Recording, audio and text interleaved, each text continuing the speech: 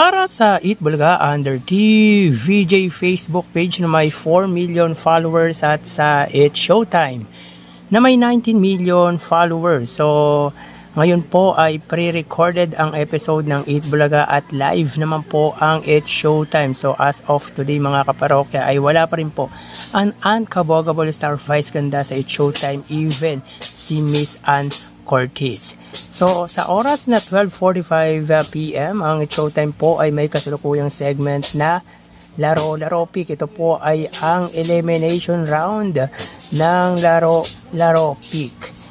At para naman po sa Eat Bulaga, sila po ay may segment na The Age is Right. So, dito may kita po natin ang pagitan ng dalawang noontime program. Pagdating sa Facebook Live ay 100 viewers, 3,400 sa Showtime at 3,300 live viewers naman po sa Eat Bulaga.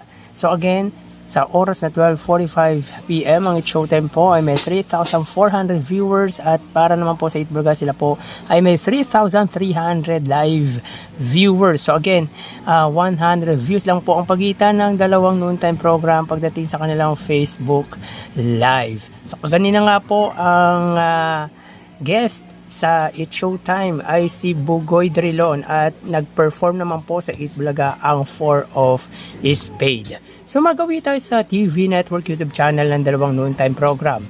Sa oras na 12:46 PM ang It's Showtime po under GMA Network YouTube channel na may 41 million subscribers at sa Eat Bulaga naman po under TV5 YouTube channel na may 2.74 million subscribers. So sa pagitan ng subscribers ng dalawang TV Network YouTube channel ay milyon po or milya po ang pagitan ng dalawang noontime program TV network. So sa oras na 46 or 12:47 PM ang It's Showtime under GMA Network, sila po ay mayroong 29,000 viewers. Ang Eat Bulaga naman po under TV5 YouTube channel ay may 22,000 viewers.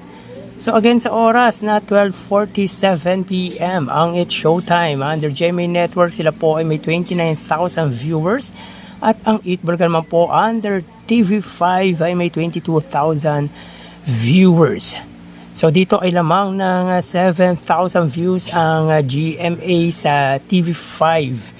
So bali ang pot money para sa Laro Pick, if I'm not mistaken, ay 450,000 pesos. So hindi po ata nadagdagan ang pot money sa nasabing segment. So magawi tayo sa main YouTube channel ng dalawang noontime shows para po sa Showtime under ABS-CBN Showtime na may 2.77 million subscribers at sa Eat Bulaga naman po under Eat Bulaga TVJ YouTube channel na may 1.78 million subscribers. So kita ninyo mga kaparokya ang pagitan ng kanilang subscribers ay malayo po ang pagitan.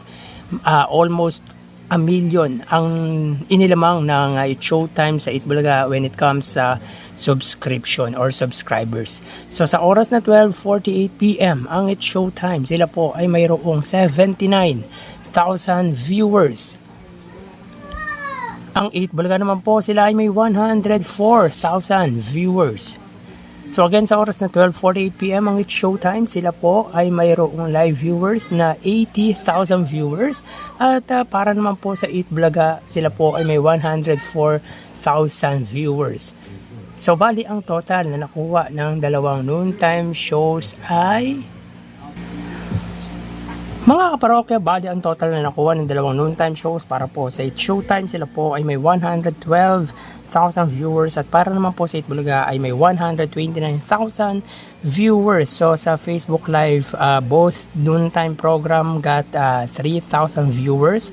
7,000 views naman po ang inilamang ng GMA sa TV5 pagdating sa TV Network YouTube channel because ang GMA po ay may 29,000, 22,000 views naman po sa TV5 at sa main YouTube channel 80,000 para po sa Showtime, 104,000 views naman po sa Eat Bulaga. So again, 112,000 total views ang para sa It's Showtime, 129,000 views naman po sa Eat Bulaga. So dito ay lamang ng 17,000 views ang pananghaliang programa ng Iconic Trio against sa noontime program ng mga madlang people. So again, ulitin natin, ang segment po ng It's Showtime ay elimination round ng Laro-Laro Pick at The Age is Right naman po ng Eat Bulaga, at pre-recorded mga kaparokya ang episode ng Eat Bulaga, unlike sa It's Showtime na live po ang kanilang episode. 17,000 views ang inilamang ng The Age is Right sa segment na Laro-Laro Pick ng It's Showtime, meaning wagi pagdating sa online viewership ang Eat Bulaga ngayong araw po ng Martes. Yan po ang lumalabas sa kanilang online viewership as of 12:51 PM. Magpapaalam na po tayo mga kaparokya. Mag-iingat po tayo. Thank you and God bless.